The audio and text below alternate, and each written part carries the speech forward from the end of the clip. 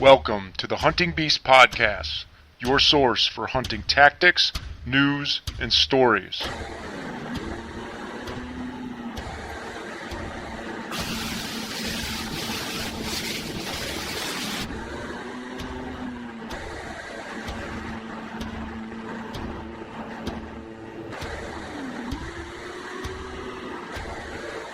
And now your host, Mario Traficante.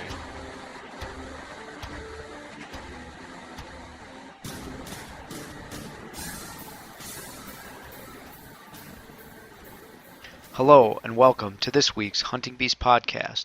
Today we have well-known Hunting Beast member Joe Elsinger, also known as JoeRE on the forum. Joe grew up observing and hunting a variety of game on his family's farm in northeast Iowa. Today, Joe will share his tips and tactics for getting on mature whitetails in northeast Iowa hill country. Thanks, Mario. First, I'd like to say I appreciate having me on. I think the Hunting Beast is just an awesome place, awesome forum, a lot of awesome people there. So I just kind of view this as another way to contribute to the massive amount of knowledge that's found there. And, I really enjoy listening to some of your other podcasts. So this should be, just another little shovelful into a big heap of information that's been assembled. So a little bit about myself. I grew up in northeast Iowa, and now I live back there. But we grew up, and I was very fortunate to spend the vast amount of my childhood outside and outdoors. I was a country kid, a farm kid. We didn't have very much money, but we depended a lot on kind of foraging and hunting to, meet the needs of our family to feed ourselves to a certain extent. So, as just a little kid, I got a BB gun and then a 22, and then eventually at the age of 14, I picked up. Well, I probably picked up a bow earlier than that, but that's when I started actually deer hunting at age 14. And leading up to that, I hunted, I trapped, I fished, grew up near the Mississippi. So we were I know I was very fortunate to have just a wide range of opportunities to hunt and fish and trap. So yeah, which is somewhat unique, I guess, when I see some of the younger kids getting into the outdoors and the hunting. They don't necessarily embark on all those different opportunities, especially trapping and some of the other stuff. As we know, there's a lot of other modernized activities that are pulling kids away from the outdoors, but I think they're missing out on a lot of good stuff. Yeah, and it's unfortunate because I look back and that was kind of the high point of my childhood, being able to spend, I would hunt, before I even started to bow hunt, I would hunt rabbits and squirrels and shoot hundreds of them a year. Every day after school, I'd go grab my 22 and head out. And I was also fortunate to have access to, some land in the surrounding area because I knew the farmers. I worked with farmers. That's how I made some money in the summer months. And in return, I got access to their land. And I know access to land is harder to get these days, and there's a lot of other distractions out there. But, man, I think it'd be really beneficial if more kids could spend more time in the great outdoors these days, that's for sure. Right. All right, so throughout the years, obviously you started hunting at age 14. You probably had maybe a mentor or someone that started to explain this whole hunting game to you, and if you started out really primarily looking to meat hunt and put food on the table, how have you evolved over the years to transition from, being a meat hunter, which most of us still are? I love eating venison, but then really focusing on targeting maybe specific bucks, or just transitioning into saying, hey, I think I want to start challenging myself more to go after some of these bigger animals. Yeah. I mean, I was a meat hunter there, and I'm without a doubt still, I still meet that label. I can't remember the last time I bought beef in the store. I've probably bought pork or something like that, some specialty cuts in the recent past, but it's been years, literally years, since I bought a piece of beef. So red meat in this house is venison. Anyway, yeah, I have an older brother who's a couple of years older than me, and we kind of learned off each other. And I go back and forth. It would have been nice to have a mentor. Really, all we did was we had just stacks and stacks of hunting magazines, a lot of them secondhand that we got handed down from uncles or whatnot. Sure. And we read all those old hunting magazines. I mean, all the old standbys, the Outdoor Life, Field and Stream, North American Whitetail, Furfish Game, Peterson's Bow Hunting, just combed through those. So I just kind of tried to apply it to our situation. And I mean, needless to say, there were many frustrations in those early years, because we didn't really, we taught ourselves how to shoot bow and arrow, and we got a couple of secondhand compounds, and just started flinging arrows, tried to teach ourselves how to tune. We built our arrows from scratch. We're always, it kind of originates from, growing up without very much money. We were kind of do-it-yourselfers. Sure. We'd shoot a turkey, and then save the primary feathers, and then cut them out by hand and straighten them and glue them on to old aluminum shafts for the first few years bow hunting. We were shooting hand-fletched, handmade arrows, and it worked. Certainly was a lot of work, but. Well, you definitely appreciated when you let an arrow fly that you wanted to make sure it was going to your intended target. Exactly. Yeah, and I remember, a big thing was we were trying to figure out how to waterproof those fletchings. We hunt every day, all day, whenever we could, and in the rain, whatever. So, I think we just put Vaseline on them, and of course the feathers just got matted down, and then we tried something else. So it was just little stuff like that. That's an example. I mean, we figured it out, but. And that is a unique thing, because you look at, there's guys, some guys that are doing that today, but again, I go back to sort of the generation getting into hunting now. I mean, they're going to a retail store, they're figuring out all the equipment that they think they need, and then they have places like the Hunting Beast to go and really have a manual of how to start up and get a jump start on the correct way to do things. But there is a lot that can be learned from just spending those times in trial and error, successes, failures, because you really do learn a lot doing that. Yeah, that's something I completely agree with, because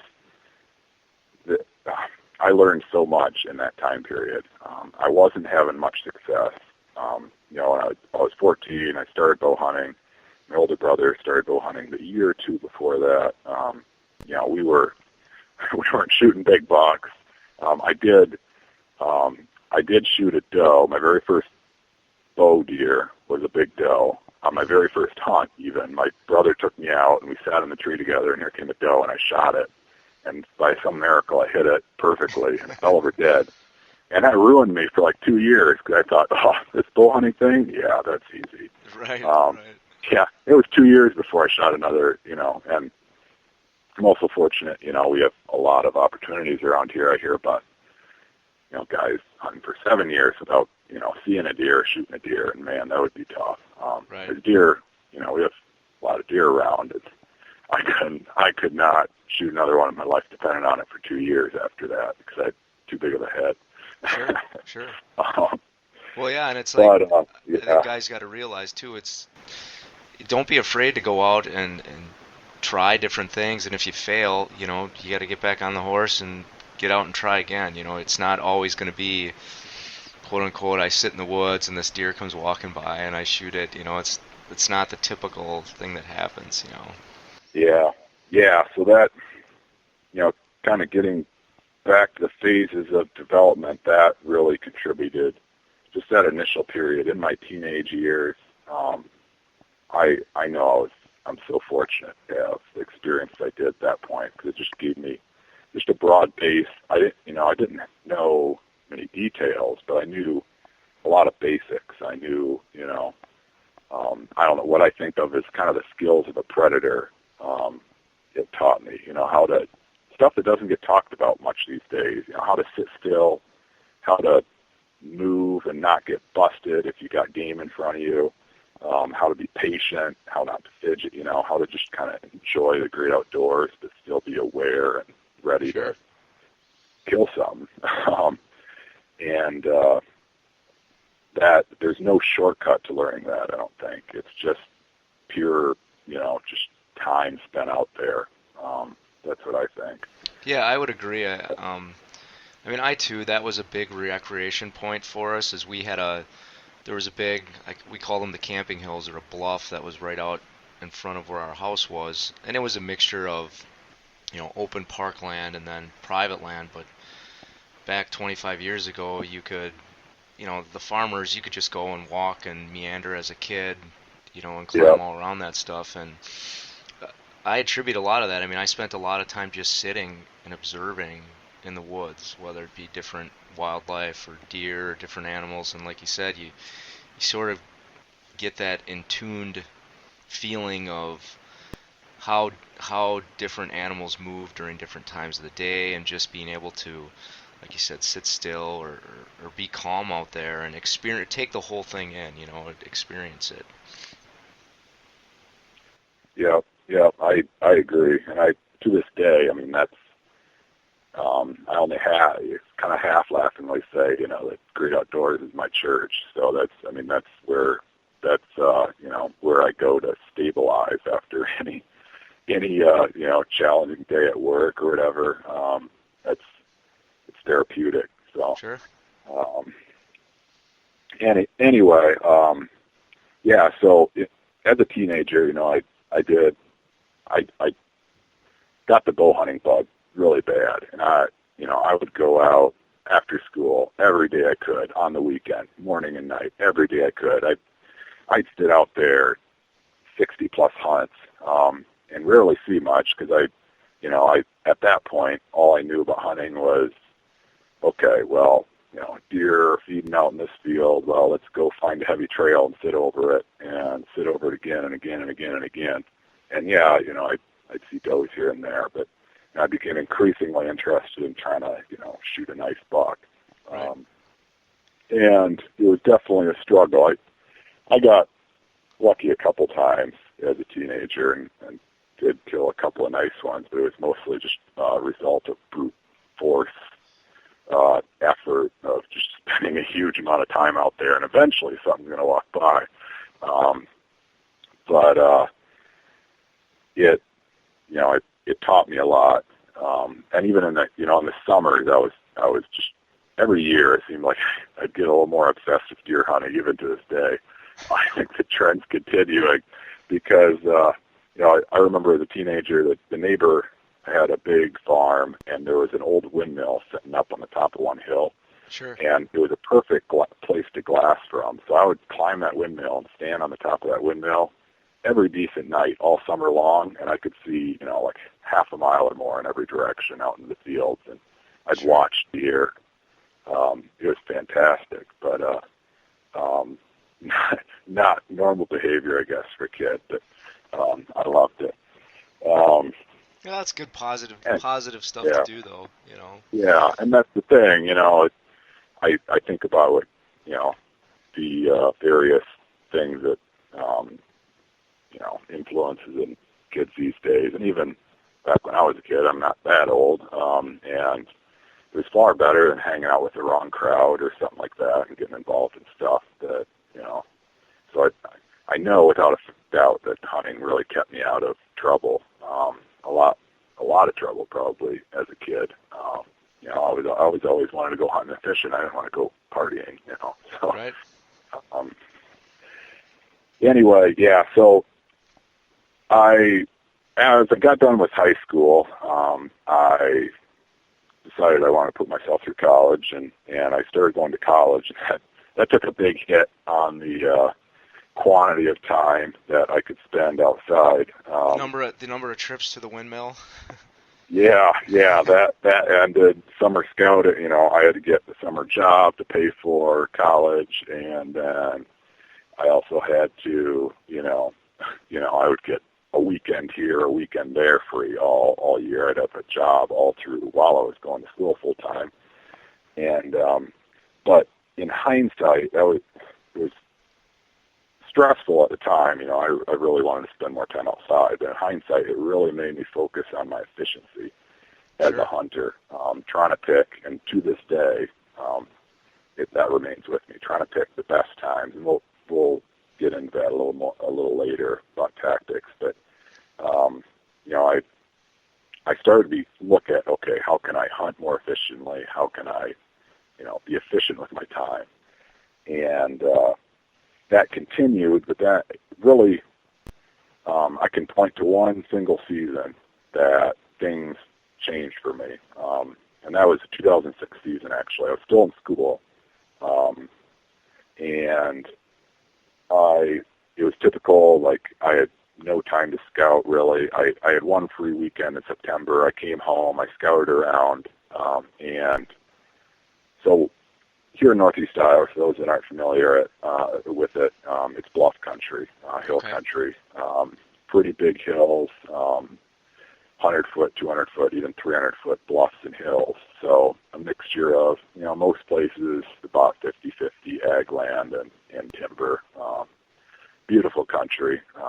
Obviously a lot of wild game in it. I'm fortunate to call this place home. But so scouting the hills in September 2006, it was just on a farm that I'd hunted for many years. But I was scouting down this ridge, and I jumped a buck down on this point. And at that point, I knew, bedding areas were where deer bedded, period.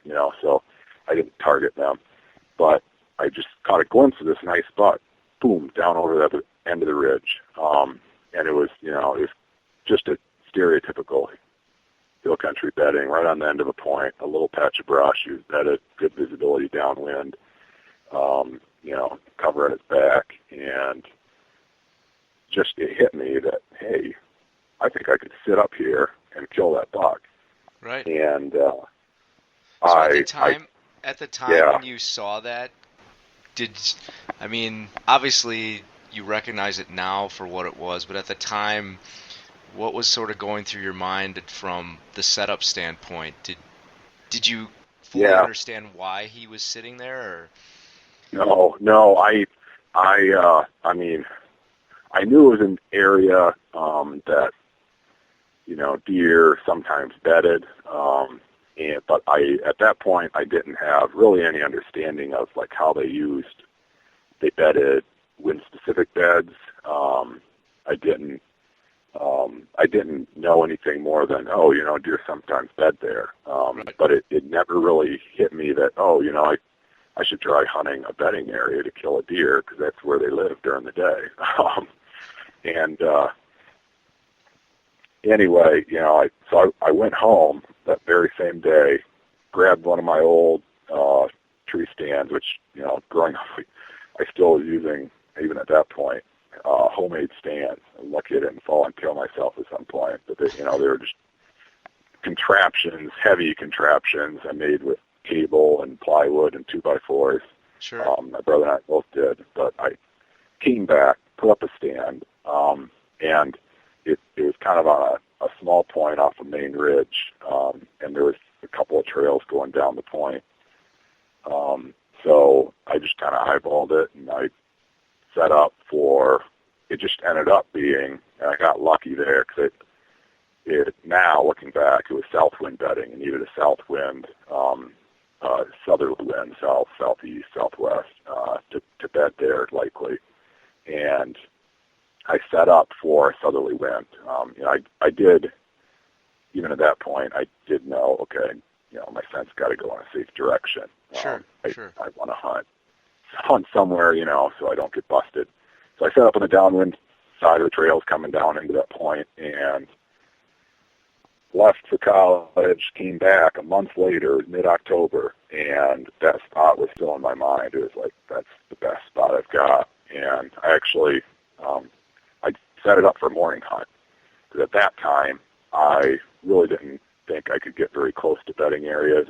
I didn't really plan out my entry and exit routes very well, so I just kind of assumed, well, I've got to hunt in the morning.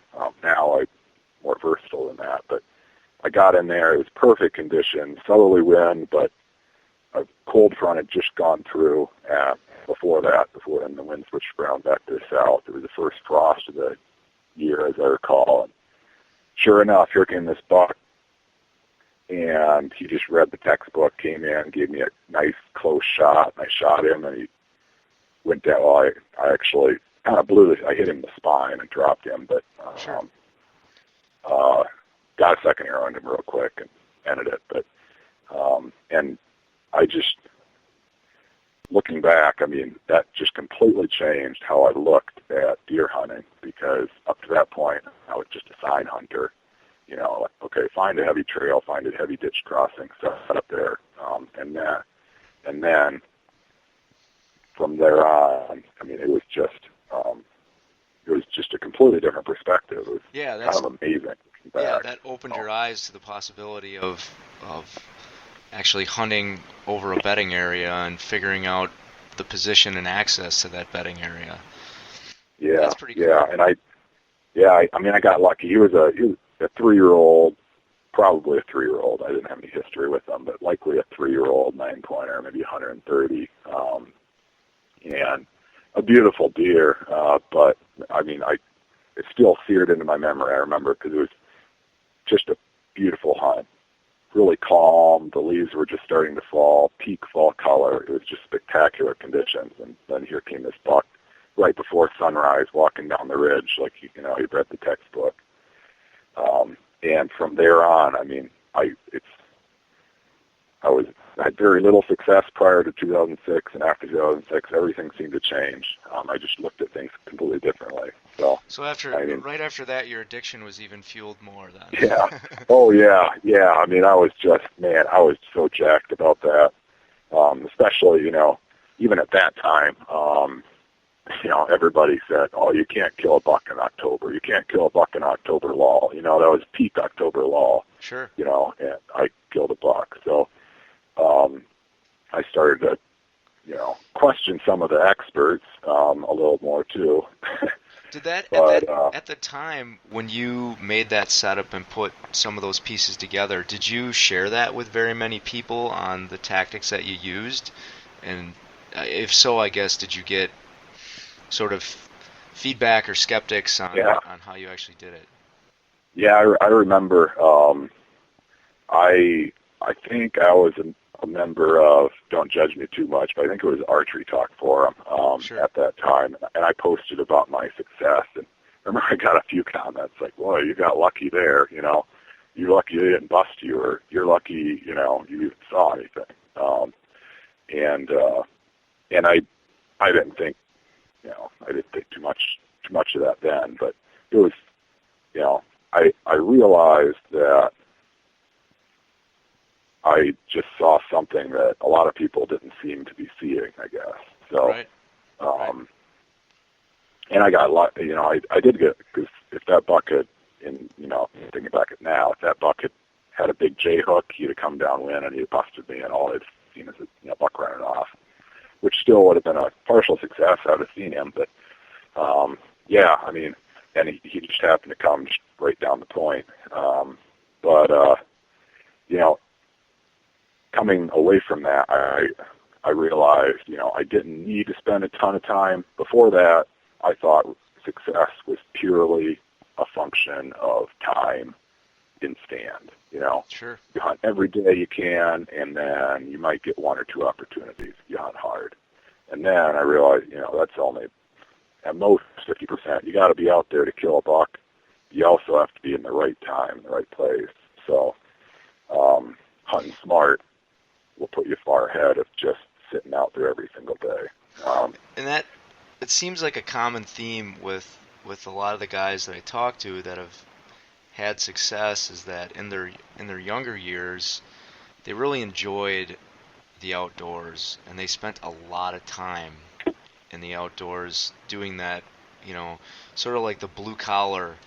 I'm going to pound every single day and work hard and get, maybe get a lot of bucks, or just experience, that whole hunting,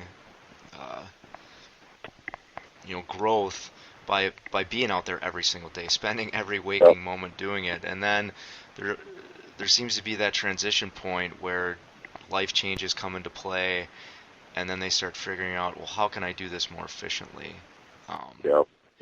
And yeah, that was exactly how it happened for me. And I wonder where if by some strange occurrence, if I'd still be in a situation where I could hunt, 50 times, bow hunt 50 times a fall, where I'd be if I would not be nearly as far along as I am. And I, of course, not saying I'm an expert, I have a lot more to learn, but if my bow hunting education would be, I wouldn't have taken nearly as much advantage of the opportunities I have.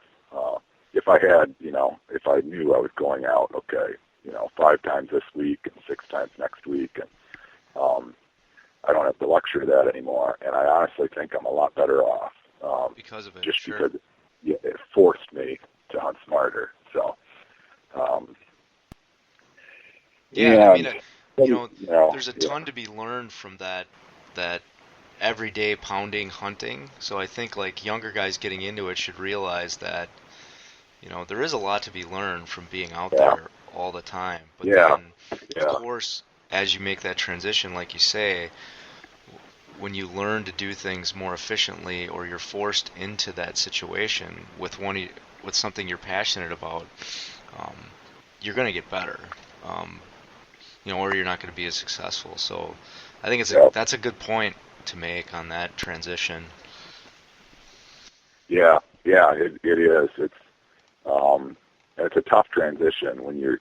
I still remember I was, frustrated by, oh man, I'm only going to be able to hunt 2 weekends this fall. Man, that's terrible.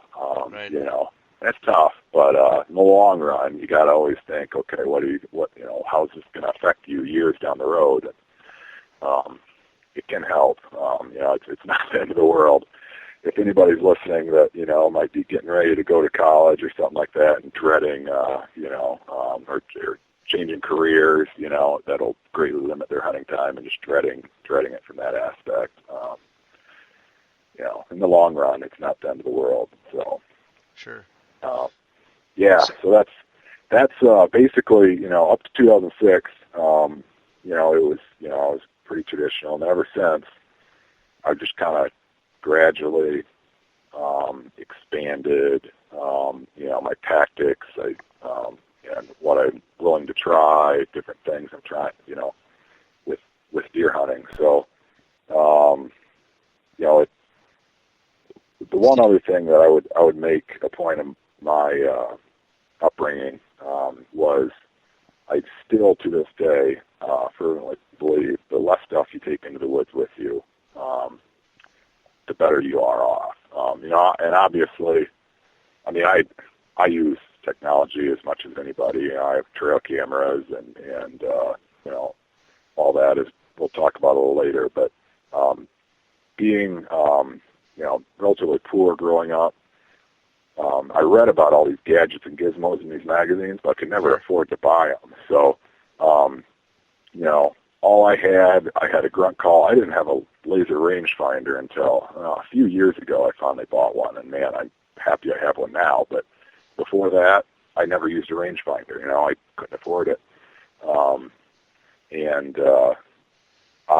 I still see that where every single item could be justified in a certain situation. That goes for all sorts of stuff, scents and all, but you add everything together, and I think you may be, a step behind instead of a step behind because you're busy playing around with all this stuff and depending on all this stuff. And I think it's helped me. So.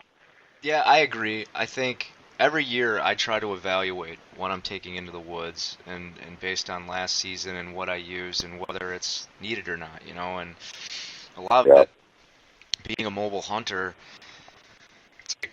I ask myself, do I really need this? Because I want to bring in the least amount of stuff as possible. And like you say, if that buck that you're targeting comes in, or a buck of a lifetime is walking in, and you're fidgeting around with, a grunt call or fidgeting around with something else that's distracting you from being focused on what's in front of you, then is that piece of equipment really necessary? And I think somewhat of the challenge, again, of guys getting into this new is that we're advertised to so much, and I think guys are convinced that they need this or they need that, or this is what's going to put me on this deer, and in reality, it's not. I think, and Dan's talked about this before, bring the bare minimum in that you need to be confident and feel comfortable with. If you have a backpack full of stuff, it's you're going camping. Yeah, exactly. That's it. I mean, it came down to that. Even I'm still, like you said, I still am whittling down the amount of things I carry in. Like last fall, I was one that, all November long, I would carry rattling horns with me. Sure. I gave away my rattling horns to my younger brother who cuts up antlers for my keychains and other trinkets. I gave them away and told him to cut them up so I couldn't use them. Because I realized I've rattled in a few bucks over the years, but I think, looking back, I could only remember one or two instances where I rattled in a mature buck. And that's not to say I knew exactly what I was doing all the time rattling, but outside of like managed areas with pretty high densities of mature bucks, rattling just, for one, you won't see very many mature bucks, so if you're rattling all the time, most of the time they're just not even going to be around. And then on public land or unmanaged private land that receives quite a bit of pressure, man, if a buck comes running into rattling antlers, he's dead. So I just, it was not worth it. Get rid of them. There's not many of them that there's not many of them that are running around still doing that because they were already shot. Exactly. Yeah. I mean, and that's even in here in Iowa where I know we've got a little better density of bucks than some other places. I don't see it working on public and any land that receives a fair amount of hunting pressure. It just doesn't work very often. So and I know a lot of people have had a lot of luck with rattling, and if I keep carrying it around, maybe someday I would. But it was, when I look at the odds, it's just not worth it. It's not worth it toting it around everywhere and trying to keep them from clinking and clanking and And that's good advice. I mean, that's what people need to do. They need to look at what they're, assess it. If you're not using it, take it away, and it's one less stressor or annoyance when you're out there. So. Yeah. And I still carry around a grunt call, and I've had far better luck grunting in bucks than or snort wheezing in bucks particularly, just in the very right circumstances.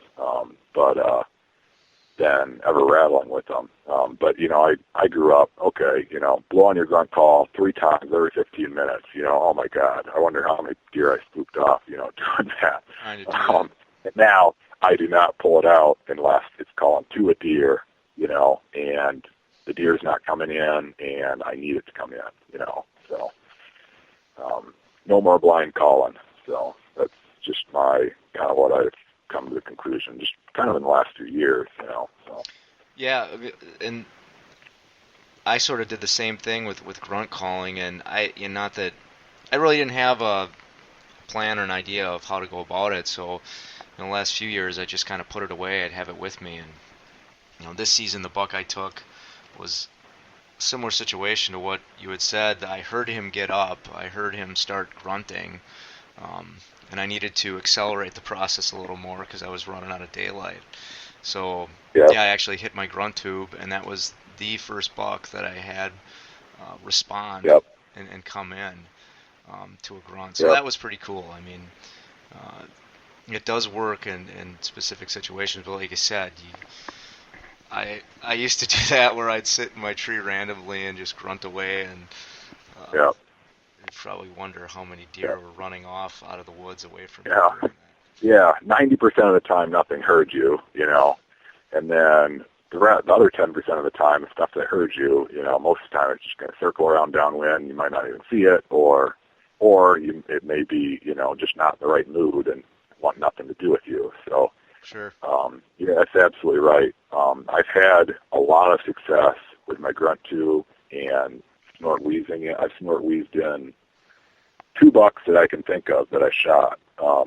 And it's only, I say I have a lot of success, but it's only when they are in an aggressive mood and, in a circumstance, they're pretty close range.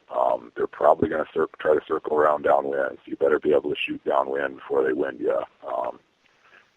Things like that. And in those circumstances where you're dealing with, like you said, yours was grunting, he's, probably willing to come kick another buck's butt, and sure. It's his downfall. So let's get into with your tactics, how you prepare, like year after year. Yeah. So, this would be no news flash to anybody who's kind of a beast style hunter. Preparation is what I kind of live and die by, particularly because I don't have that much hunting time anymore. And I find, if you do a little bit every week, all year long, you really can get in a lot of preparation for, a few times that you want to be able to hunt in the fall. So a ton of spring scouting. I scout an enormous amount of land. My rule of thumb is I want to scout and pick out, potential setups for about twice as many potential setups as I'll ever be able to hunt. Sure. Exactly, partly because I hunt pretty much all public land. And if you, there's other hunting pressure, so there's going to be a bunch of those spots that just you end up going to write off anyway because other hunters are going to move in, and it varies a little bit from year to year how hunters use various pieces of public and what hunters are there. So I never want to be out of spots. So that's my rule of thumb. Okay, I'm going to scout and prep twice as many areas that I could realistically get to. A lot of times even more than that. And I monitor all those areas too. And then of course, I guess that after the spring scouting, I do some monitoring in the summer with trail cameras. I do some glassing. The last few, I've done some shining. I don't do hardly any shining anymore, mainly because I've got 2 little kids and I can't get enough sleep at night the way it is. So right. I can't get up in the middle of the night anymore, man. Yeah. It's too big of a sacrifice. So anyway. So what's your preparation with your spring scouting? When you get on foot, are you using obviously some topo maps and GPS to mark all your specific areas so you have all that mapped out and ready to go? So if that wind is right and that weather is right, you can slide into these varying spots? Yeah. So I really like what I've kind of done is I try to look at a new property every year, but I also keep like right now I have approximately 10 properties that I actively monitor / hunt. You know, I might not end up hunting all those or even half of those, but I'm monitoring. I'm seeing if they're worthwhile. I've got spots prepped on all of them. And when I'm spring scouting, you know, of course I'm looking. I couldn't really explain it any better than Dan's, you know, Hill Country DVD. I mean, that's pretty much what I you know, you do. You look for the fall sign. You pick the spots. I pick trees. I note it on a topo map with, you know, what wind direction I need. Sure. I'm looking at, you know, pinpointing the bedding areas, of course, and then also you know, like, okay, where are the oak trees in relation to bedding? Where are the crop fields? You know, because in the spring, one of the hardest things is you don't know what, you know, the food sources are going to be in 6 months. It varies year to year a lot.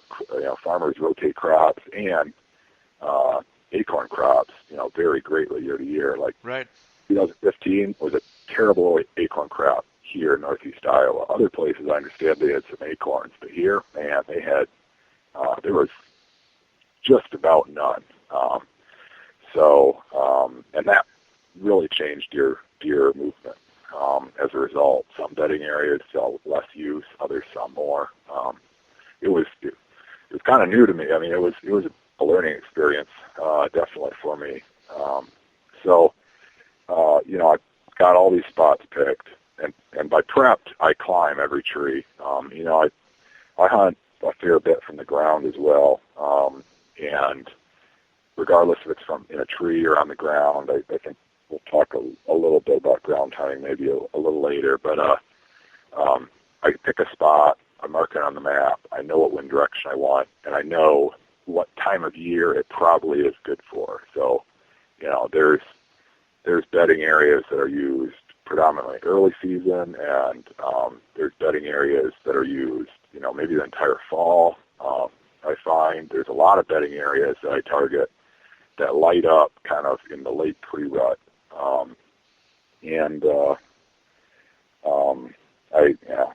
I think I'll talk about that a little more you know, a little later on too. But you know, I'm picking time of year, I'm picking wind, you know, conditions like that. So I have a long list of areas, and then from the spring to the fall, I'm just looking at narrowing down the areas that are, you know, the top priority. And top by the ones, time, sure.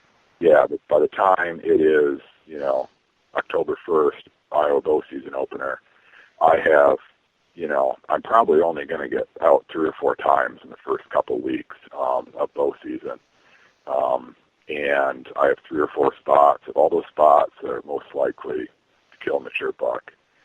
And then I look at, it's kind of, you know, I break the season down, you know, basically week by week. I know Mark JoeRE's talked a lot about, you know, breaking the season down into small components. I do something a lot similar, and a lot of the same dates, frankly. So, you know, deer are changing their behavior through the fall, week by week, even shorter time periods than that. I'm looking at targeting kind of a rolling, okay, this week I want to look at these couple stands, but next week, you know, I think they're going to be over here. Maybe the acorns are starting to drop, or the acorns got eaten up, or the beans got picked, or et cetera, you know.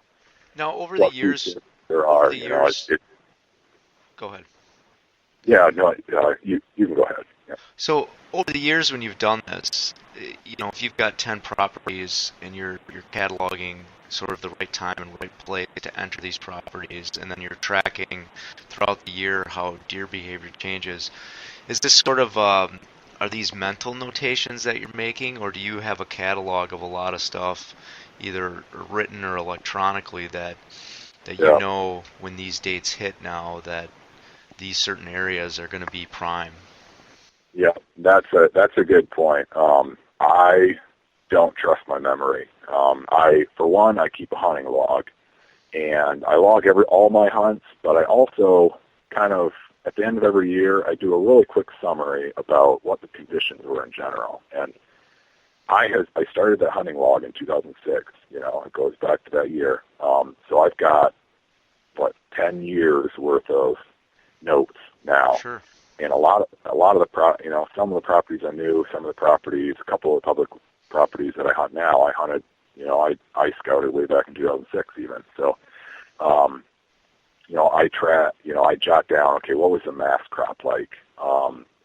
What in general, were the crops like in the area? What was the hunting pressure like? Not just bow hunting, but like small game hunting, anything else, Sure. anything unusual. When were the flurries or rutting activity that I observed? Because those, I drive myself nuts. I'm trying to pinpoint. People talk about the pre-rut and then the seeking phase and the chasing phase, and well, that kind of explains rutting activity to me. But really, the rut, as I see it, it's just there's a few specific flurries. You probably know what I'm talking about. There's a couple of days here, a couple of days there. Bucks are chasing everywhere, and then Right. poof, there's a lot less. I am, I am fanatical about trying to pinpoint those and predict those. So I'm keeping track of all those observations, and I tend to, just kind of do a short summary at the end of every year about that. And it's very interesting. I go back and I read through those, and I'm finding, correlations between, okay, this year was a really good mass crop, and deer movement was like this, things like that. So, and in my hunting log, of course, I keep track of even more things hunt by hunt, Sure. So.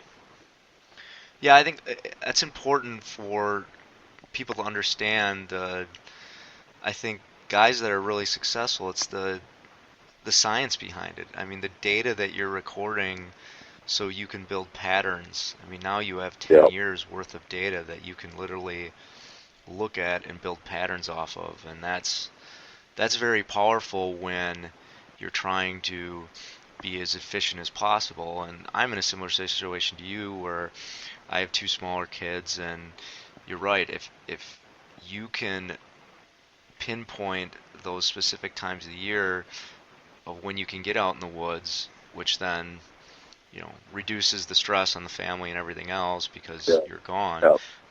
It's really beneficial. Yeah. That's.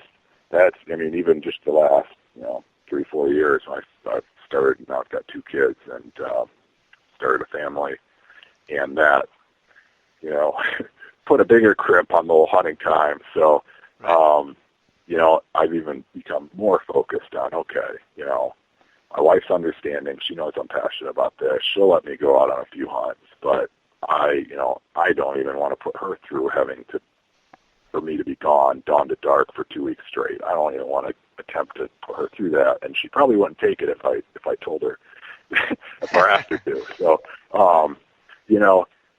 so I'm looking at, okay, cold fronts coming through here. What are the weather conditions? How are the food sources changing? How's the rutting activity ramping up?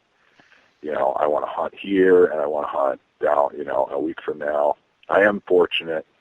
I have a job, and I'm an engineer, so I'm a data person. If people haven't figured that out by now, but Sure. I have a job that's relatively flexible.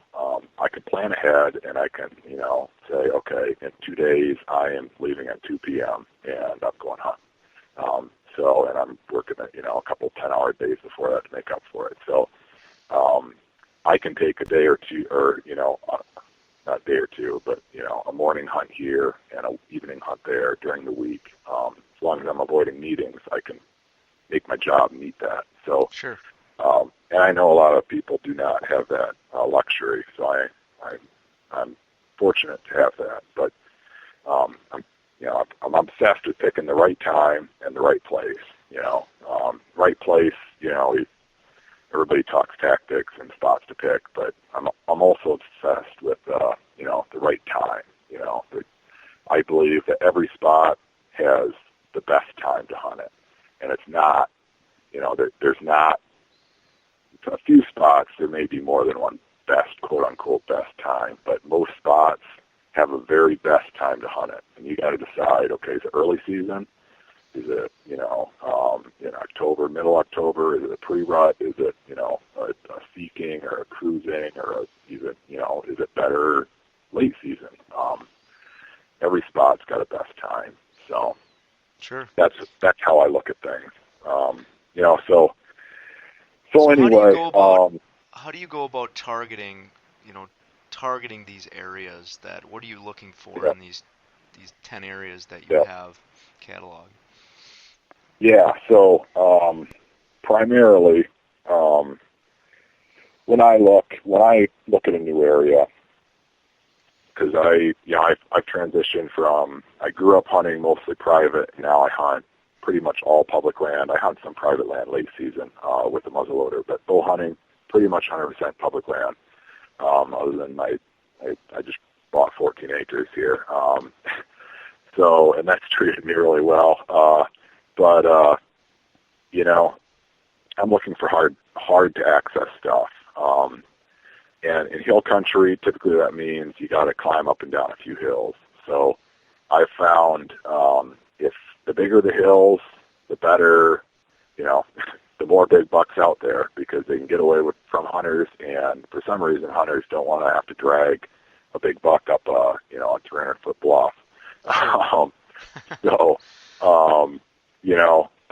have learned to most of my spots are close to a mile in or over a mile in from the point of access, and frankly, I see more hunting pressure in the areas that I hunt from people coming across the fence from private land, because that's typically the areas that I look for is, corners of public land or near private, and a lot of guys are coming in from the private, but very few are crazy enough to do what I do and walk, a mile and a half across two big valleys to get over to this back corner.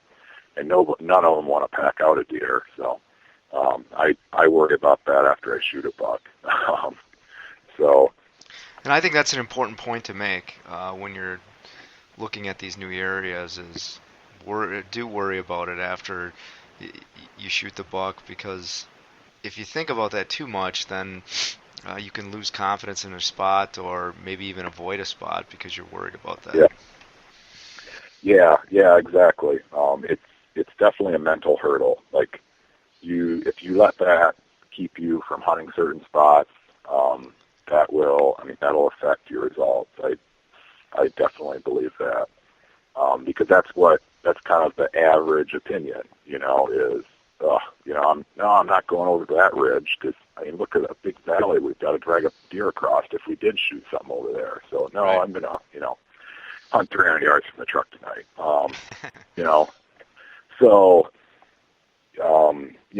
I look for those isolated areas, and I literally am sitting now at the top of the map. I'm drawing big X's. I draw a circle around the access points, and I draw an X through them. And, I'll be walking through those areas to get to the hard-to-reach areas, and if something, jumps out at me, I'll investigate further. But 90% of the time, I'm right. It's not worth hunting. On any ridge that ties to an access area or, anywhere relatively close, within half a mile or, sometimes it doesn't even take half a mile if there's some steep terrain. But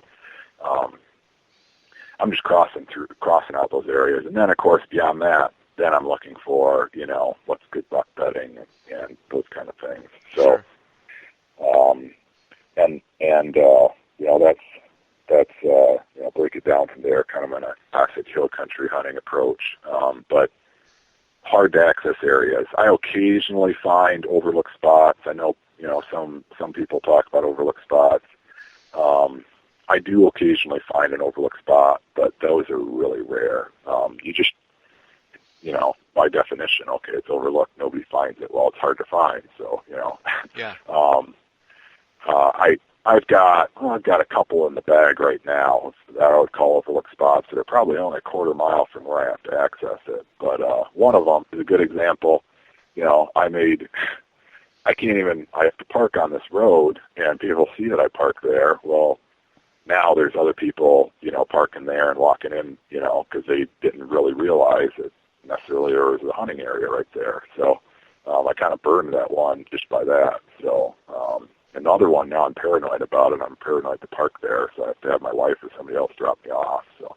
Yep, I've heard other people had do that as well, just to conceal what they're doing. Yeah. Yeah, so it's honey draws flies. Yeah. So anyway, so look at the data, select the spots. I will say that I'm looking for the deer need to tell me how to kill them. You got to find the deer and find where they are, and then hunt them. It's really that simple. And there's all sorts of differences of how they move, how they use an area, year to year and area to area, different hunting pressure. So, there's the big general, statements of, okay, bucks like to bed on leeward, points, at a 1/3 elevation, that kind of thing. But I see instances where if there's a bunch of hunting pressure up high, deer are bedding down low because they're getting disturbed too much. Bucks pick the most secure places to bed. That is absolutely the kind of the blanket statement you can live and die by. But what that means is, different property to property, state by state, depending on hunting pressure and your situation. So bucks might be, in a couple of areas that I'm thinking about, bucks are routinely bedding way down low, kind of low points and benches, because the ridges are swarming with hunters, but nobody goes down in the valley because nobody wants to drag a buck out of the valley. Sure. And those are tough to hunt because the winds, are tricky down low. But you got to find the deer. You got to find the deer where the deer are in daylight, and you got to, try to find a tactic to kill them there. So based on those tactics, how do you go about in today's world targeting your specific bucks? Now that you've established, you've found your properties, you've done your scouting, how do you go about targeting the specific ones? Yeah. So I'm looking at a number of things. For one, I'm looking at tracks, and if I can ID a buck's tracks, that gives me a huge advantage to kill that buck. So most people, they see a big track. That's probably a big buck. And that's probably true. But you really want to focus on the details of the tracks. Go look at it really close and start looking at them a lot closer, if you haven't paid much attention to tracks. And you'll really see differences, particularly among older bucks. I think this track gets more unique as it gets older. And for one, there's a bunch of young deer running around, but there's a few old deer running around, and each one, their track really is unique. For one thing, I really like to look at the kind of the curve of the toes or the front of the hoof, and I like to look at front hooves, because front hooves, I think, are more unique than back hooves, mostly because a buck's pawing in a bunch of scrapes, so a lot of times they have chips or cracks or something like that that you can notice.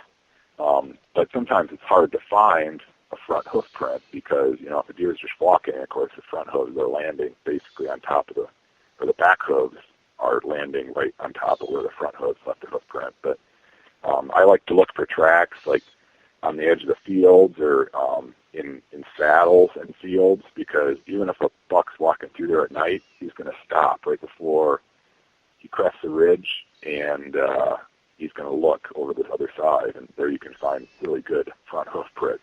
So are you tying observation?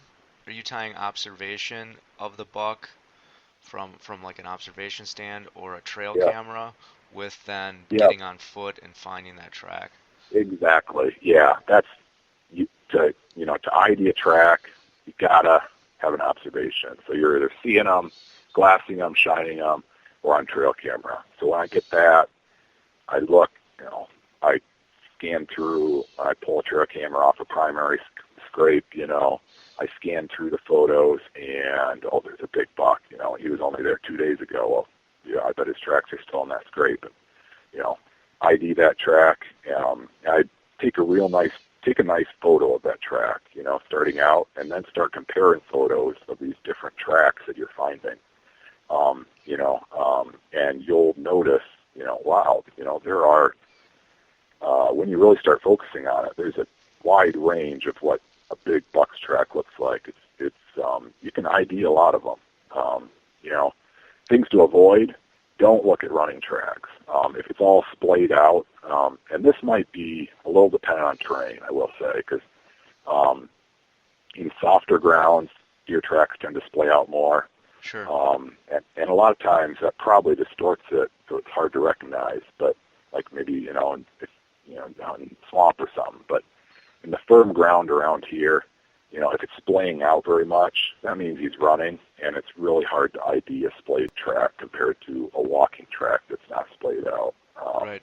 So, and that depends, how hard the ground is, how fast the deer is moving. It even depends. I used to measure tracks. I used to carry a little pocket tape measure, and I would measure them when I was a kid. I was even paying attention to tracks then.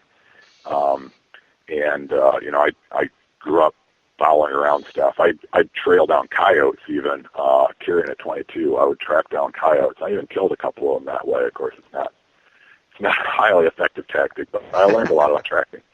So I used to measure tracks. Well, I don't anymore. I just look at kind of the qualities because I noticed measuring them varies so much on how soft the ground is, how wide that track spreads out. And also, like a single buck might lose, 10-15% of his body weight in the course of the rut. So he's going to be lighter on his feet late season than he was in the pre-rut. Right. Stuff like that. So, but ID a track, and you tie that into your observations, whether trail cameras or actual physical observations. And then, you connect that. You always tie that back to your spring scouting. I fully admit I'm not a great blind hunter. Like going into an area and not knowing anything about it, I have a hard time maneuvering around and trying to find that right spot. But if I've scouted that area really well in the spring, I know the best bedding areas. I see it, a track tells you approximate time and direction of travel. So those are really valuable information. And trail cameras is more precise, of course, tell the exact time. But so I use the tracks. I do use trail cameras. I run 5 or 6. Last year I ran 7 trail cameras, and that was absolutely all I could handle. Because I put them deep in public land. So they're hard to get to, take a lot of time to get to, and I try to deploy them for lengthy periods of time, leading up to points where I know I need information. So I look at, okay, I want information for the bow opener. Well, I'm going to check trail cameras right at the end of September. I'm not putting trail cameras in really, they are deep in public land, but I'm putting them in areas where it's easy to get in and out of. It's not near bedding. It's typically closer to food, if not on food sources. Right. And, tying that back to the knowledge that I have of the land, scouting, anyway, that's what I'm tying into. And ideally, I've monitored an area for more than 1 year. So, the bucks I'm really trying to get, 4.5 or older, bucks, typically I have seen them or I can go back through trail cam photos of, the previous year, and I can, there he is, during this time period, he's moving, that direction at this time. And these multi-year observations really can sharpen your efficiency, because bucks do change their behavior a little bit year to year, but general patterns tend to stay pretty similar. So, tying all those together, and then I'm just looking for, a lot of times, I'm looking to hunt, set up on a bedding area, a specific bed. In hill country, I will say, we do have, worn down to the dirt beds, but a lot of times you see, a fainter bed and a fainter bed and a fainter bed. They kind of vary their bedding a little bit more, but it's a very specific area. It's a lot more specific. That helped me a lot when I looked at the the Hill Country DVD that Dan put out.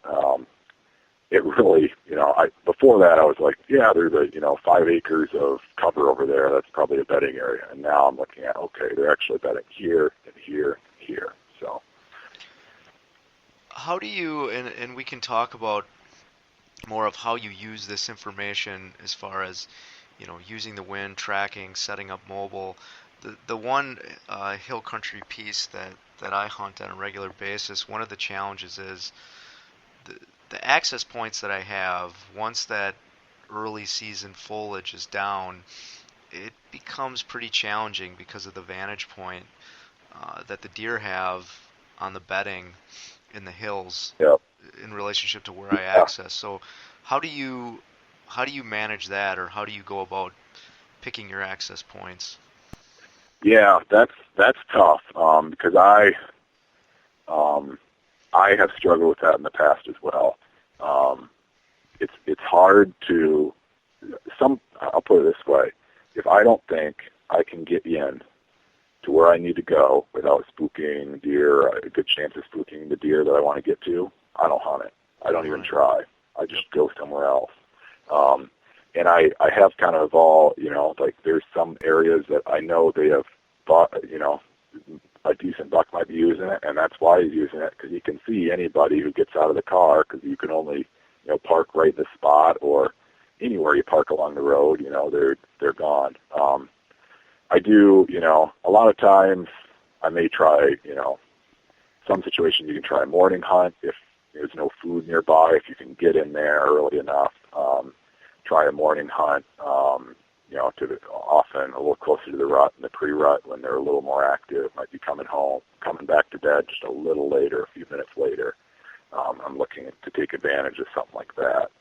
But yeah, access, if you can't get in where you need to go, it's not even worth hunting, in my opinion. It's that big of a deal. I'll just go find another spot. So, sure. So, how do you go about, you mentioned that you set up mobile. What are some key things that you utilize as a mobile hunter? Yeah. So setting up mobile, I use a tree saddle. I know there's a lot of guys that pack in standing sticks. I use sticks, but I also use a tree saddle. And I just really like it. It's not for everybody. Some people like it, some people don't when they try them. I like just being able. It feels a lot lighter to me walking around. My brothers make fun of me. They don't use tree saddles. They say I look like I'm walking around with a diaper on because you're sitting there with your shoulder straps. But I don't mind, and it's easy. I can walk 2 miles in it up and down hills, and it doesn't bother me. I swing the sticks across my back, and then I set up like that. So mobile hunting is definitely a huge component of kind of my overall strategy. I won't anymore. I won't hunt a spot more than twice, and I'll rarely hunt a spot more than once. Some people live and die by pounding out a lot more. During the rut, that can pay off to a certain extent, but that ties back to I want so many spots to hunt. I want a new spot, a new great-looking spot every single time I go out. Spread out that pressure, and I think I'm a lot further ahead doing that. Do you almost all of the big bucks that I've killed with a bow have been on first-time sits. First sits. That's what I was going to ask you. Yeah. Yeah. It's that important. Including the two I killed last fall. It was the first time I set up in that point. Boom, here they come. It's by far the most likely time you're going to kill a big buck out of a tree is the first time in. So how do you manage, since you're in hill country quite a bit, and I know from hunting my mom's property that the winds can be very tricky and they can change on a moment's notice, during the hunt, and then you've got the thermal effect.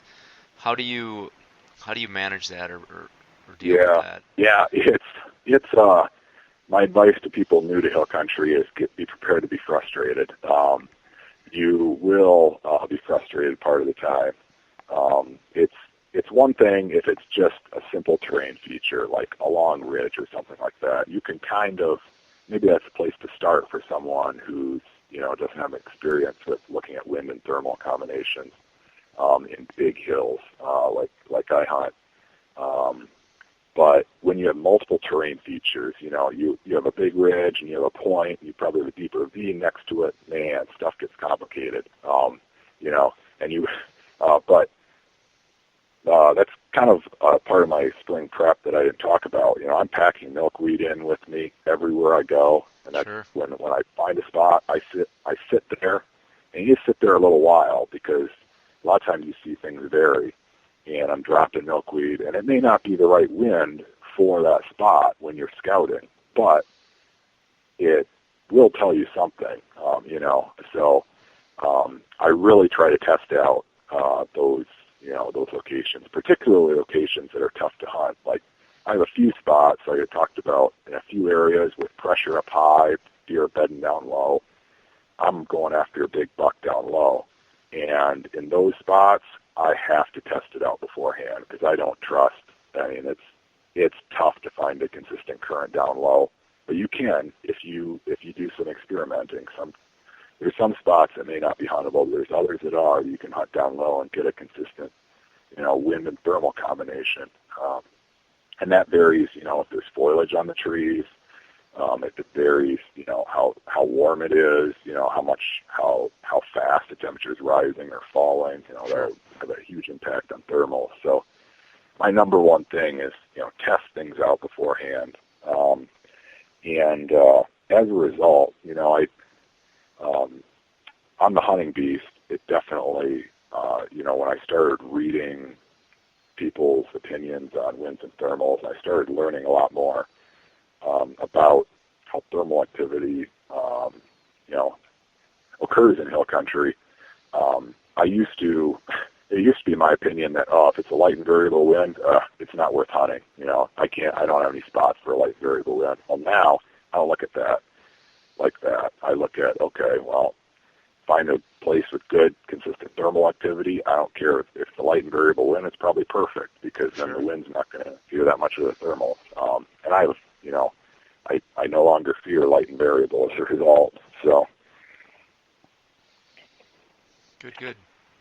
Yeah. And I guess one last thing, I also look at, I've gone through the phases where I was a scent control freak and all that, and I just, worry about getting my scent to blow in the right direction, and that's good enough. So, but I do use, various scenting conditions to my advantage, particularly in the late season. I hunt, I'm a bow hunter primarily, but I also hunt late muzzleloader season in Iowa, which runs kind of over the holiday period, Christmas and New Year's.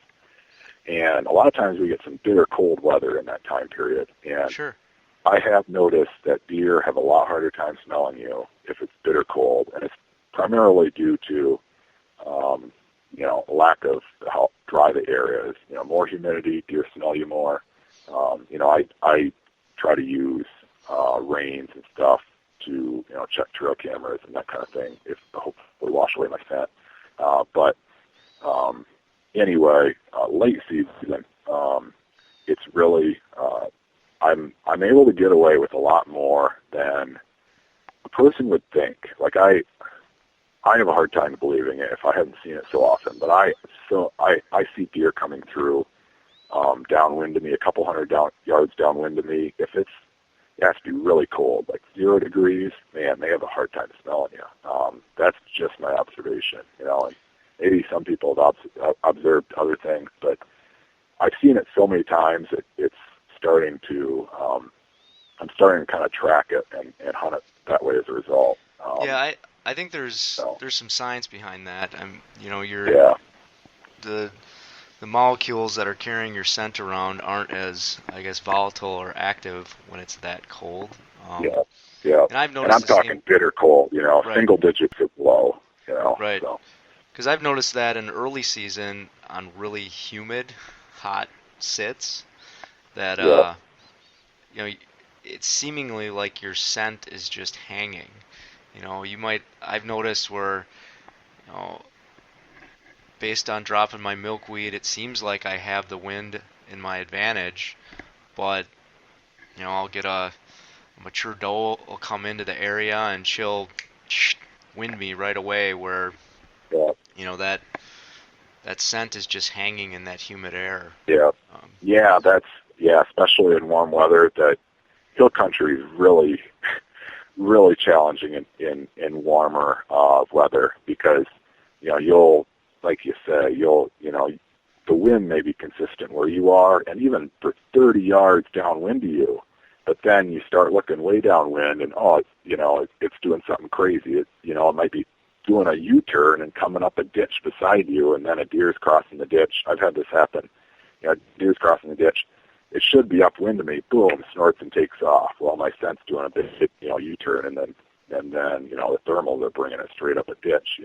Under those conditions. So it's you just have to experiment, learn from your experiences, and test things out as much as possible. Like I said. Sure.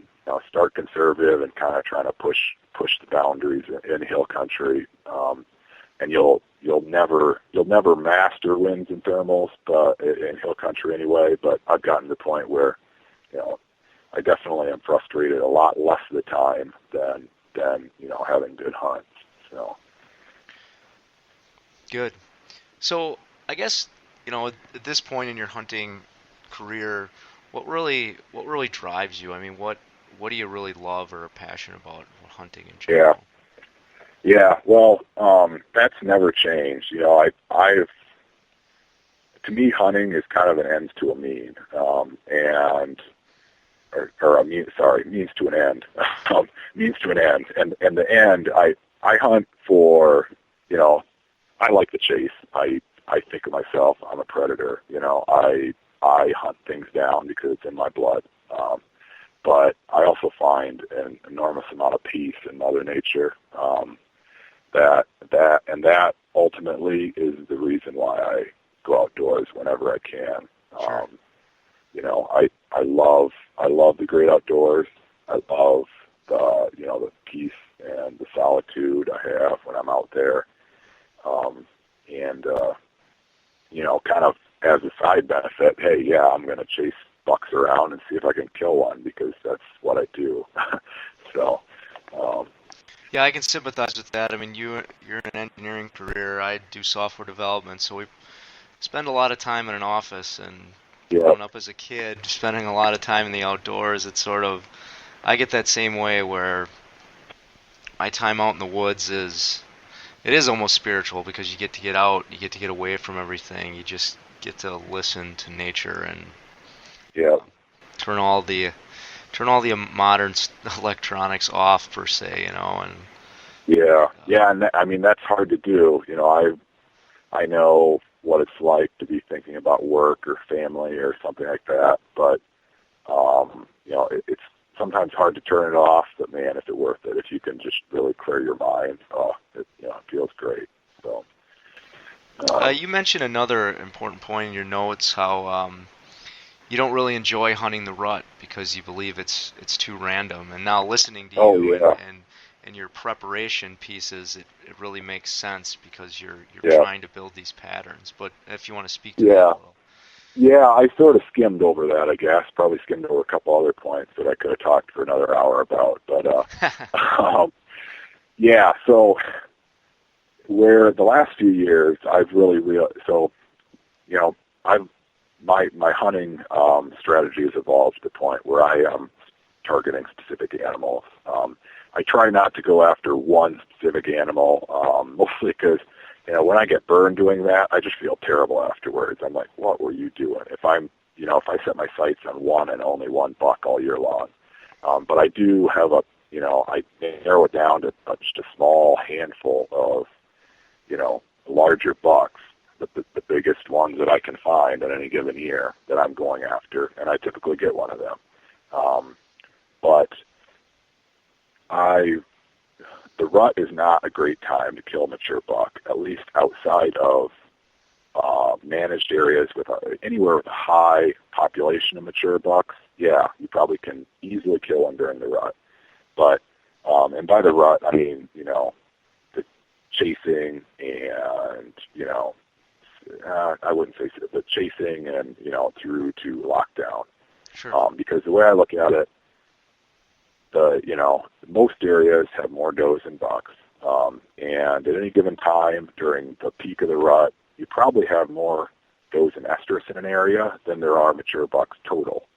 Mature bucks, most of them, they vary. Their personality varies so much, buck to buck, when you really start looking at them. But typically they have the pick of the litter. So they're the first ones to get locked down and probably the last ones to get unlocked, and in between there, they have a doe and heat, and then they might be up on their feet for a few hours, go and find another one, and they're back down. So peak rut, you got deer running all over the place. Well, most of those are younger bucks, even around here, 2-3-year-old bucks, great time to kill a buck in the rut, a 2 or 3-year-old buck, peak rut. But the older bucks, for one, their movement is a lot less predictable. And two, I think they're on their feet not that much, because they don't need to be on their feet that much. And frankly, my trail cameras show that. Sure. One thing I like to do with trail cameras, I drop them in spots to collect during the rut. I can't get real-time intel because things are changing so fast, so I try to move my trail cameras to spots to gather intel for next year. So I'm putting them in tight funnels and pinch points and stuff that are like, they might be worth hunting. I'm curious what's coming through there this year, and I'll take it into consideration hunting next year.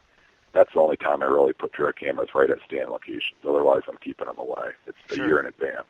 So anyway, and I'm seeing a few big bucks come through. The vast majority of buck movement is, younger bucks.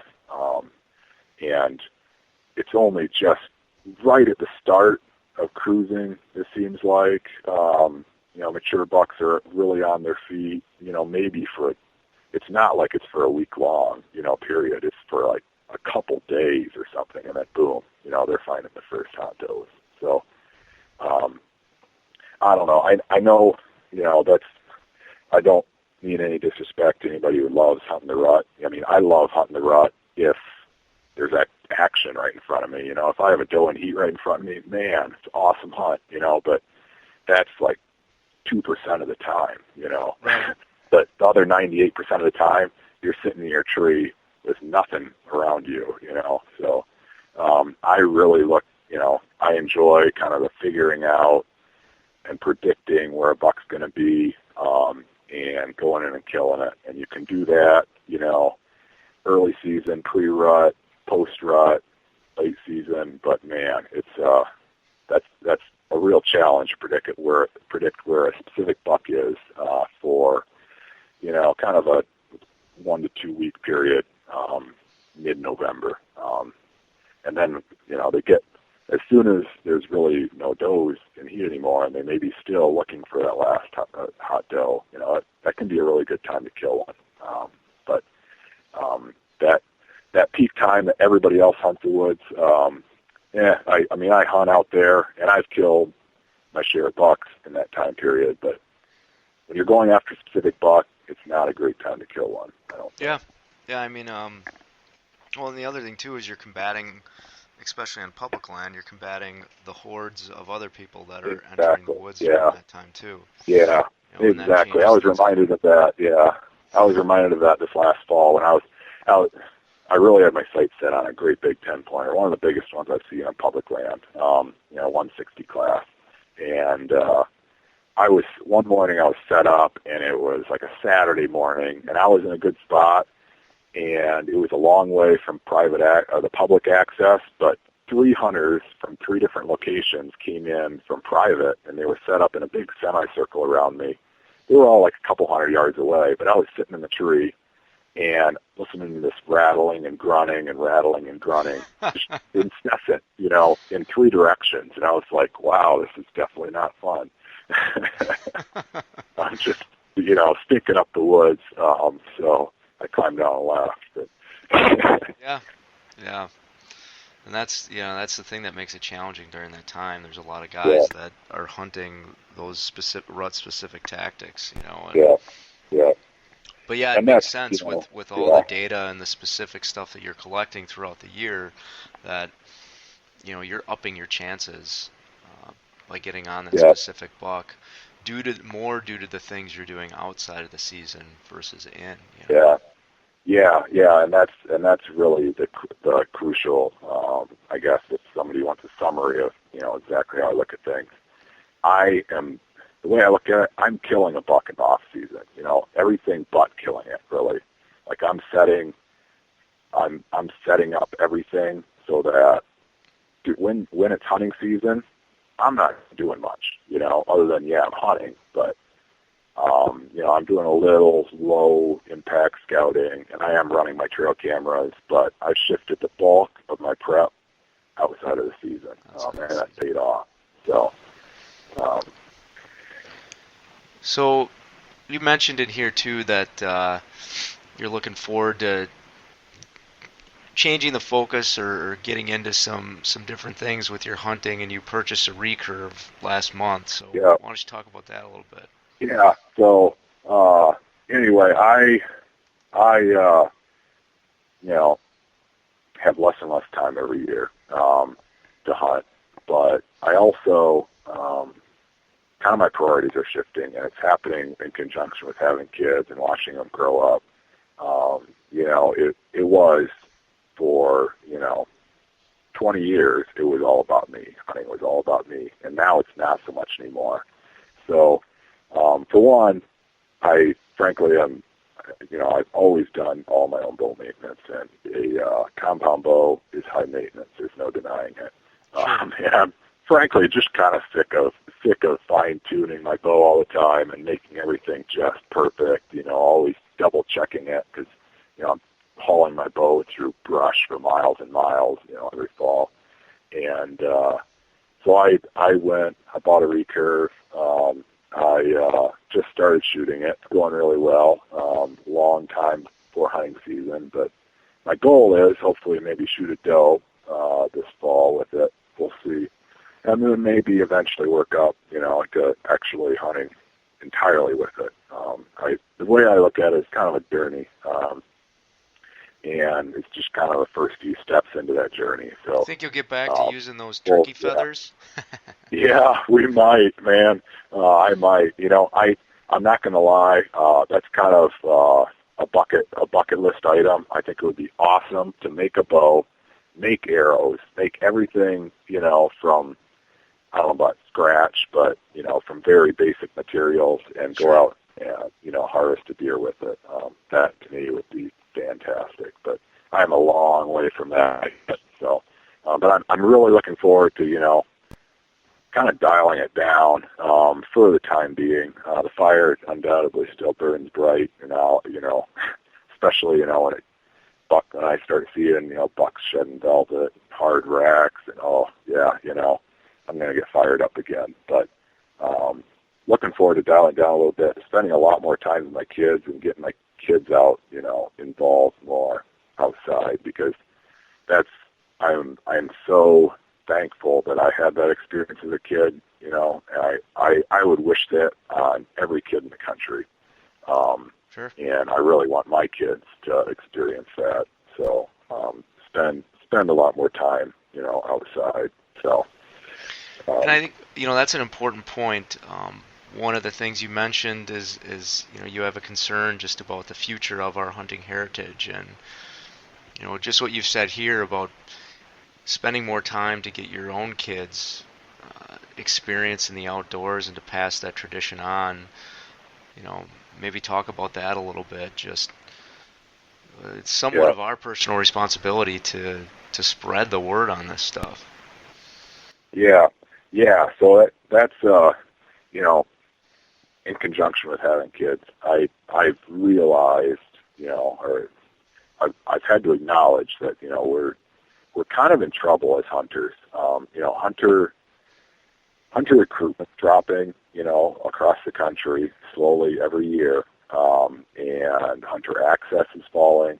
And it was such an important part of me in my upbringing that I'm really concerned about the next few generations and them being able to experience the things that I've experienced and tens of thousands, millions of other Americans have experienced. I think hunting, trapping, fishing, being outdoors, it teaches you so much. It's just basic things about life and death and patience and perseverance. Sure. And I see that dwindling. And it's really concerning to me. It's becoming more and more concerning to me. I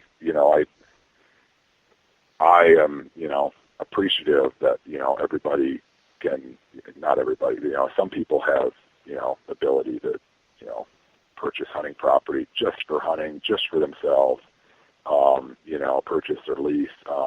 And I'm 100% behind private property rights. If you want to buy up hunting land for yourself, go do it. But at the same time, we really, there's not enough hunting land for every hunter to have a nice big, exclusive access area for them to hunt. So right. I'd really like to, Wisconsin has a great program, with the MFL lands. It provides a lot more, for property owners, gives them, some incentives to open up their land to, public access. Iowa has nothing like that. We have some of the fewest lands in the country, public lands in the country. And if, we don't have that many hunters, and if we had a lot of hunters, all our public lands would be just garbage, I can assure you, So we need more, opportunities for people to hunt, and we need more hunters to go along with it, because really, without a voice, we're, the future of hunting is it's on pretty shaky ground, to be honest. It'll dwindle to a point where, people won't care necessarily about what we think is important. I fear that. Yeah, I agree, and I fear that as well. I think a lot, and you mentioned this too, is sort of the commercialization and maybe the stereotype of what's out there for hunting, and the hunting industry. It does counteract or contradict what is truly important and what the true lessons are about the outdoors. I mean, like you mentioned, spending hours as a kid just hiking, fishing, observing different types of wildlife and things like that, and then transitioning into, we're using hunting to put food on the table at night. I mean, that was very much a part of my family as I was growing up. Rabbits, pheasants, ducks, squirrels. Those are things that were regularly on the dinner table, and I think there is a chunk of our society that's very far removed from that, which is unfortunate. I think, as much as that positive influence can be spread to sort of counteract the stereotypical commercialism. And that's why I like the hunting beast too, because I think it's a group of individuals that are very like-minded in that sense. Yeah, I completely agree that with all the above, the beast is awesome. It's got, a really great spectrum of people, and they tend to skew towards, the fundamentals versus gadgets and gizmos. And that's me too. So, I do worry very much about, the future of our hunting, and that definitely was triggered with, looking at my children and thinking, I want them to be able to have the experiences I had, but I want my grandkids to have that too, Right. I'm worried if that will be the case. So. Well, Joe, this has been great. Is there anything else you wanna cover from a specific tactic or anything that you think it's important to mention? I mean, we went over a lot of different information. Yeah. I skimmed through a number of my talking points, so I'm sure I could talk for hours and hours more in detail about some of my tactics and some of the, I wanted to talk some about some of the examples of some of the past bucks that I've been fortunate to kill and how they tied into to my we tactics. But we actually didn't mention that. I mean, we went over yeah, one your initial story, but why don't we cover one of yeah, those more modern day yeah. hunts that you've done? Yeah, well, for instance, for tracks, I talked about tracks are so beneficial, and they have played a crucial role in killing several of my bucks. I probably wouldn't have gotten onto them, or it would have been a lot harder to pinpoint them and kill them if I hadn't been paying attention to tracks. And back in 2008, I was hunting a piece of public ground, and it's not a real big piece, but it's kind of out of the way and overlooked, actually. It's been discovered and kind of run into the ground by a number of hunters. But then there was very few other hunters, and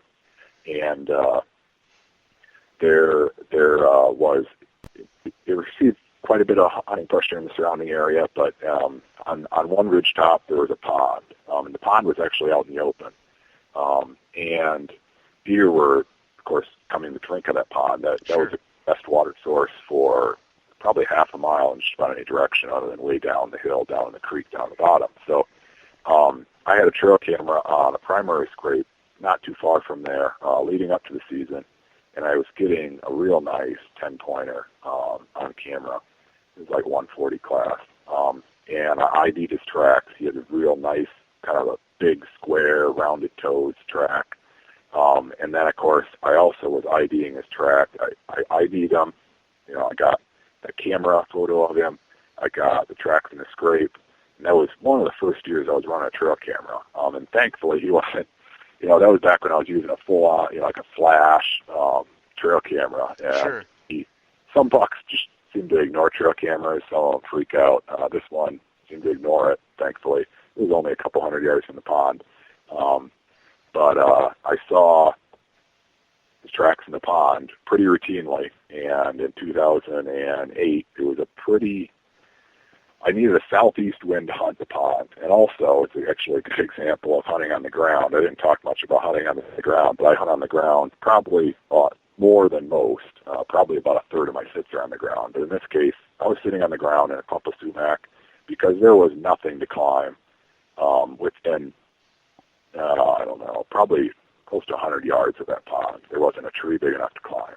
It was just patches of brush. And that buck would bed kind of above the pond, up actually on private land. And I knew he bedded up in this little pocket of thick brush. And he was coming down, hitting the pond. I could see from his tracks, and going down, hitting the trail camera, and going down into the woods. Okay. And so I came up. I finally got a southeast wind that I needed to hunt. It was November 1st, I want to say. I didn't hunt there all October because I didn't have a southeast wind coincide with times that I could actually get out and hunt. And I sat there, and it worked like clockwork. Here he came right at last light. If I'd have hunted down at primary scrape where I had the trail camera, I'd have been half an hour too late. It would have been pitch black. But he was going down that direction, and he came down to drink, and I put a shot at him and got him. So were you set up on the same side of the pond that he was accessing to drink then? No, actually I was. So it's kind of difficult to describe without a map, but sure. I actually shot across the pond. It was a small pond, but really? It was 2 days. Yeah, it's my longest shot, 41 yards Nice. At a buck. And I took it because he was completely relaxed, just standing there. The patch of sumac was on the north side of the pond, and the southeast wind was in my face, kind of blowing. I needed a southeast wind. The south wind was kind of just, it would have been angling up toward his where he would have been coming down a little too much. But because he came across my, from the side, and then came down, took a drink, and I was just sitting there in 3-foot tall grass under a patch of sumac, no prep. I just sat down on the ground, but I knew from checking out the tracks in the pond from a couple of past visits that that patch of sumac was just the perfect spot to sit, and no deer were really. It was a steeper bank. Nothing was really back on my side. Everything was on the far side, and sure. It just worked out perfect. So Yeah, I mean, I've quite a few other examples of, how bucks really, or tracks really help me find bucks. So. Well, that brings up a good point too about choosing that stand location, which tied into the amount of time you had to actually kill them. I mean, how do you? Yeah. And that's one thing that we didn't necessarily, talk about a lot. What I've seen at Dan's workshops and other things like that is guys are challenged with sort of picking that exact right spot. How do you narrow that down? And this was an example of it, but how do you narrow that down to have confidence in the spot you're picking? Yeah, man, that's tough. That's tough to answer, because it's got to be you got to be able to shoot him in daylight, so that narrows out, 3/4 of a deer's home range, if not more than that, maybe 90% of a deer's home range, that he only, walking around in dark. Right. And so then you have a pretty small circle, typically centered around or close to bedding. And my rule of thumb is, I don't want to get any closer than I have to. If I think a buck is going to be 200 yards from his bed, like that 10-pointer is a good example. It was probably 200 yards from where he was bedding. And I was pretty close to the property line. I probably couldn't have gotten another 50 yards. I could have gotten 50 yards closer to where he was bedding, but it was thick brush. And, maybe I would have seen him a few minutes earlier. I probably killed him with 15 minutes to spare of legal shooting time. But I waited until that, pre-rut time period where they're a little more active, a little more on their feet, a hot day. And, he was thirsty and, thinking about does, and as a result, he's on my wall. So, yeah, I mean, it's tough. It's tough to pick. It takes experience, I picked lots of wrong spots and had a buck come through 50 yards away, and you're like, oh, man. But don't hesitate to be aggressive, I guess. You don't want to get any closer than you have to, but at the same time, don't sit 200 yards back because, you're just, I'm just not sure. That's kind of ties back to my overall strategy, picking a bunch of spots, being mobile, hunting a bunch of new areas. I'm aggressive. I'll jump into the B spot that I think is the best. Boom, hit it, and then I'll go and hit another spot the next night. And I think that probably helps with me being aggressive because I'm really not that worried about burning out in a specific area. Some bucks, I don't really want to, disturb them. I don't want them to know that they're being hunted, but the first time in is the best time to kill them. So go ahead and go for it. I've used observation stands in the past too, and fine-tuned it. It's kind of a different approach there, but majority of the time I'm diving right in.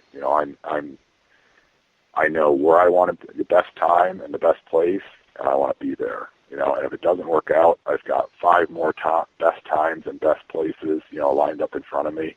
And one of those, I'm confident, is going to work out. It's going to work out. And that's a very good point about doing that prep work in the off season. It gives you confidence that, because I think a lot of guys are afraid to dive in and be aggressive in their prime spot because all their eggs are in that one basket. So if they screw it up, then they don't have any other options. But yeah, building up that catalog of various places to go is going to allow you to be more aggressive in those situations. Yeah. So, I kind of skimmed over, I guess, some of the finer points of some of these tactics. But I know you wanted to keep the podcast to an hour, and now we're approaching 2 hours. But regardless, there's other stuff I could talk for days probably about. I love to shoot back and forth ideas, brainstorming, about this kind of thing. So, was there one other specific tactic that you think is key for anyone? The key tactic that anyone should have in their arsenal in order to be successful in this?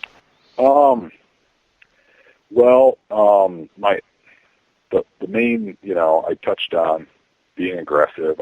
I touched on,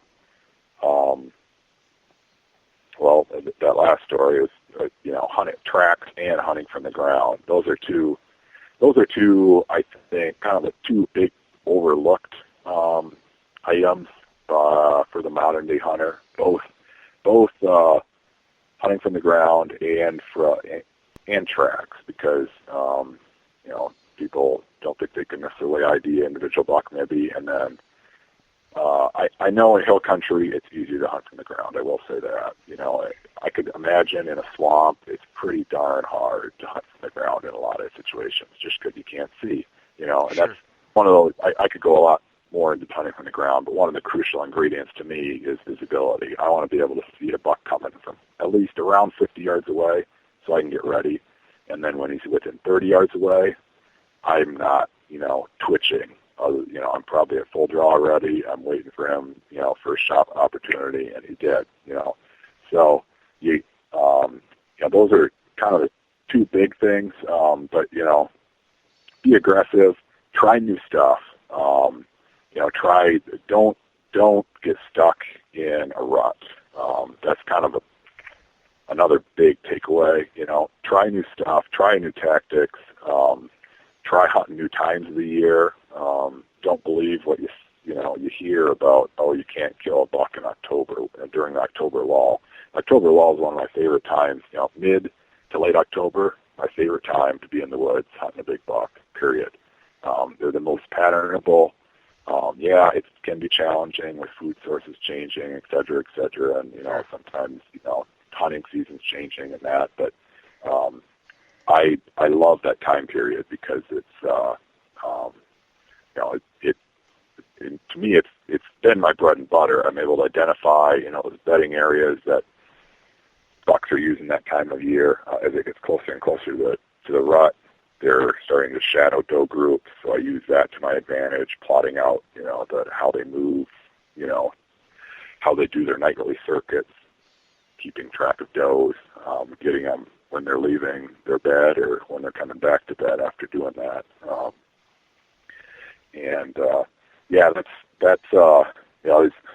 There's no, just try new stuff, be versatile, don't stop learning, I look back in 2006, I look back and it was a turning point for me. And I think, I didn't know hardly anything back then. And I hope in 10 years I can look back and think about that myself now. 'Cause that means, I'm continuing my growth as a hunter. So, sure. It's, if you're the guy that takes a week or 2 week vacation every single year during the peak of the rut, hey, try mixing it up. Just try hunting some other time of the year just to, see what it's like. And maybe you like it and maybe you won't. So. Yeah, I completely agree because, 4 years ago when I started changing my mindset and trying to figure out what this style of hunting was, I'd been mobile hunting before that, but the whole concept of bedding and wind, and I went through those transitions with, doing the scent clothing and things like that, like a lot of guys.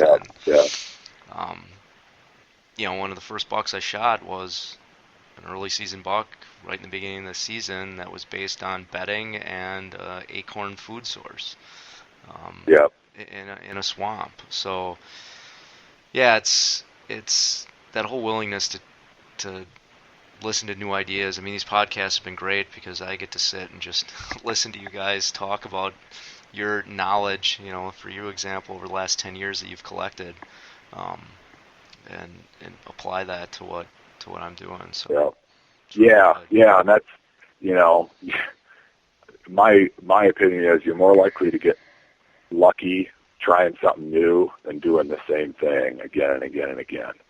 You hear a lot of stories about that where, the kid or the new hunter or whatever gets dropped, just walks into the woods and here he shoots a booner, and I am a believer in, there's something to beginner's luck, and that just ties into the whole trying something new. They're not necessarily overanalyzing stuff. I admit, one of the, you have to be careful not to overanalyze things too much. If you're looking at all this data, like I'm talking about, you hunt with your gut a little bit, still, even though Sure. I've been talking about all this data, but you're an engineer, man, so we understand. Yeah, exactly. So, don't hesitate to, if your gut's saying, man, that spot should be awesome, go there, try it. And good chance you'll be surprised, or impressed about your results. So. Well, good. Well, Joel, this has been really good talking to you. I think you're going to spawn a lot of questions on the forum. And as usual, for everyone out there on the Beast, if you've got questions or comments, post it on the forum, and Joel, I'm sure, will be happy to post back and get your questions answered and provide some more information regarding maps and setups of some of the hunts and things that he did. This has been really good talking to you. Yeah, thank you. And I'll be around. As I said before, I love the Hunting Beast. It's an awesome place. Great group of people, great knowledge base, polite. I really appreciate that, compared to virtually every other forum that's full of trolls and, none of that's tolerated. It's an awesome place. That concludes today's podcast episode. Please go to thehuntingbeast.com to post any discussions, questions, or comments regarding today's podcast episode.